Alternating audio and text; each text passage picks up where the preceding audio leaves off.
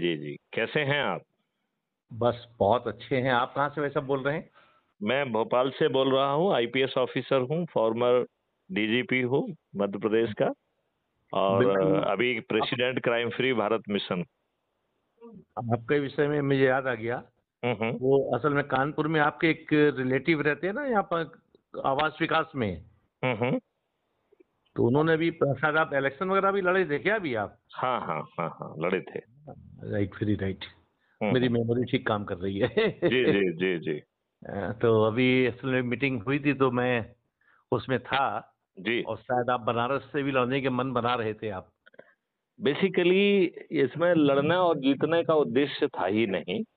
इसका हम्म, उद्देश्य था कि क्राइम फ्री भारत के 21 लक्ष्यों से इस देश को बदला जा सकता है, इसके बारे में हम्म, ध्यान आकर्षित करना इसका उद्देश्य था।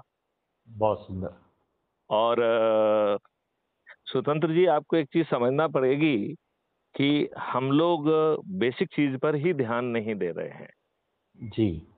बेसिक चीज ये है कि अभी हमारा जो नियम कानून प्रशासनिक और न्यायिक व्यवस्था है, वो ये जी। वही है जो अंग्रेजों ने भारतीय गुलामों के लिए बनाई थी, उन्हें अपमानित करने के लिए, उत्पीड़ित करने के लिए, शोषित करने के लिए बनाई थी। जी। और जो जी। जी। प्रक्रिया बनाई थी वो जानबूझ के इतनी पेचीदी बनाई थी कि आपको जो है प्रक्रिया में उलझाकर न्याय से वंचित रखते हुए आपको बर्बाद कर दिया जाए। बिल्कुल ठीक कह रहे हैं, बिल्कुल ठीक।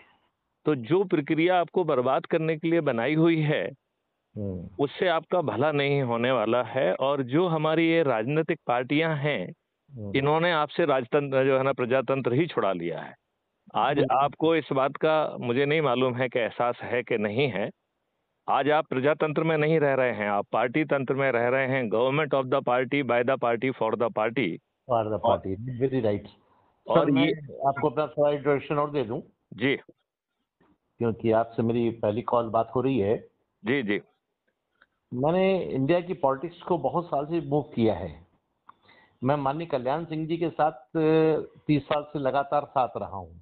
जी तो ये जो बेसिक, मैं खाली एज ए इंट्रोडक्शन के लिए आपको बता रहा हूं। जी तो और मैं जितनी बातें आप बता रहे हैं, बिल्कुल मैं एक्चुअली समझ सकता हूं कि मैं इस बात को जानता हूं। सिर्फ पार्टी बेस्ड देश में गवर्नमेंट बनती है, वही आप कह रहे हैं, बिल्कुल बिल्कुल नेचुरल। नहीं, सर कैरी ऑन। उस पार्टी का जो सोच और चिंतन है, जी। वो अपने आप में आपको अच्छा भारत देने का पहले था नहीं, और अब आपको वो अच्छा भारत देने की स्थिति में नहीं है। Very right. नहीं, शुरू में उनका चिंतन हो सकता था आजादी के बाद, वो उस समय दुर्भाग्य तो का लाला विषय है, फर्जी उसमें की उसमें जवानियां हुई चिंतन हैं। नहीं था। और अब चीजें इतनी डिटोरिएट हो गई हैं कि ये अब इनकी क्षमता के बाहर हो गया है। कोई भी पार्टी हो, वो अपने देशवासियों को अच्छा भारत कभी नहीं देगी। ये अच्छे लोगों को टिकट नहीं देते हैं, अनपढ़, गवार, बाहुबली, दुष्ट, दुष्चरित्र और अपराधियों को टिकट देते हैं। और ये लज्जा की बात है कि ये संविधान की व्यवस्था के विपरीत टिकट देते हैं। आपके बिल्कुल ठीक। संविधान ने आपको फंडामेंटल राइट दे के रखा हुआ है कि आपको जाति, धर्म, रेस, सेक्स और रिलीजन के आधार पर डिस्क्रिमिनेट नहीं किया जाता है। ये हम्म, जाति और धर्म के आधार पर अपने कैलकुलेशन करते हुए दुष्ट लोगों को टिकट देते हैं, जेल में जो लोग हैं उनको टिकट देते हैं, और वो दुष्ट लोग जेल में जीत जाते हैं। और मैथिली शरण गुप्त जैसे व्यक्ति, जो कि 37 साल जो है ना आईपीएस ऑफिसर और 7 साल डीजी रहने के बाद, और 21 लक्ष्यों के साथ महापरिवर्तित भारत के लिए टेक्नोलॉजी बनाकर, योजना बनाकर, मॉडल बनाकर, और एक ऐसा मॉडल है जिसमें भारत सरकार से 5 पैसे खर्च नहीं होंगे, और इस देश के देशवासियों को 4 फंडामेंटल राइट मिल जाएंगे। भारत सरकार के ऊपर 1 पैसे का बोझ नहीं आएगा। मतलब fundamental right to the employment. और वेरी राइट। और वो उन लोगों को भी मिलेगा जिनके पास ना शिक्षा है ना हुनर है। ऐसे व्यक्तियों को प्रायोगिक शिक्षा दी जाएगी, प्रायोगिक हुनर दिया जाएगा, उन्हें एडवांस टूल्स दिए जाएंगे, टूल्स पे अभ्यास कराया जाएगा, उन्हें टीम में कन्वर्ट किया जाएगा, और वो टीमें राष्ट्रीय संपदा निर्माण के लिए भेजी जाएंगी। उन्हें अपने लिए जो है ना कहीं एम्प्लॉयमेंट नहीं खोजना होगा, किसी बनिए के पास नहीं जाना होगा, किसी के लिए साहब हमें आप जॉब दे दीजिए इसके लिए भीख नहीं मांगना होगी। और जब वो राष्ट्रीय संपदा का निर्माण करेंगे तो भारत विकास निधि निर्मित होगी, और वो भी डिजिटली ऑटो जनरेट होगी। राइट। उसे किसी को प्रयास नहीं करना होगा। और एक भारत विकास निधि 1.1 रुपये के बराबर होगी। अब बताइए, आपको जो है फंडामेंटल राइट टू रोजगार देने में भारत सरकार का एक पैसा खर्च होगा?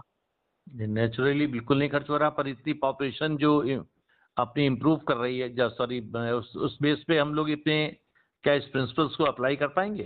200% हम भारत की पूरे मैन पावर की एनर्जी को अलाइन करके भारत राष्ट्रीय संपदा का निर्माण कर पाएंगे। और राष्ट्रीय संपदा जानते क्या है? जी जो आपके नीचे जो पानी की लाइंस जा रही हैं, जी, जो जो जो जो अंडरग्राउंड वाटर की, राइट, जो जहाँ नेचुरल सोर्सेज हैं। जो natural sources of ground water flow कर रहे हैं, जी उनको सेस्मिक एनर्जी से आइडेंटिफाई करके उनके ऊपर 10 फीट गहरी खाई खोदी जाएगी। उसमें जो है परफोरेटेड टाइल्स लगाई जाएंगी। उनके दोनों तरफ जो है 4 तरीके के पेड़ लगाए जाएंगे। उन पेड़ों को बनाने के लिए जाने कितने जो है ना लाखों लोग तो जो है ना नर्सरी बनाने में लग जाएंगे।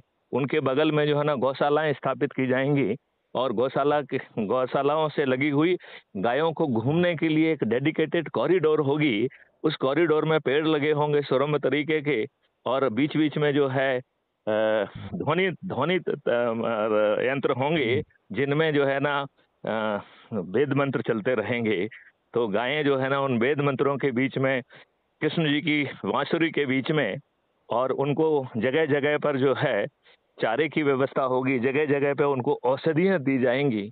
तो उनका जो दूध ऑलरेडी अमृत तुल्य है, वो जो है औषधि तुल्य भी हो जाएगा। और हर व्यक्ति को, चाहे वो कितना भी गरीब हो, उसके हिस्से के फल, दूध, शहद सब जो है अपने आप पहुंच जाएगा। और वो तब भी पहुंचेगा जब उसके पास पैसे नहीं होंगे। और कोई भी चीज फ्री में नहीं पहुंचेगी। जब उसके पास पैसे नहीं होंगे तो उसके डेबिट अकाउंट से उसका भुगतान होगा, और उसमें जो है वो भुगतान करने की शक्ति पैदा की जाएगी, सामर्थ्य पैदा की जाएगी। ऐसा अद्भुत भारत संभव है। तो फिर हम लोग कहां फंसे हुए हैं, जहां पर दूसरा फंडामेंटल राइट टू हेल्थ होगा, जहां आप जो है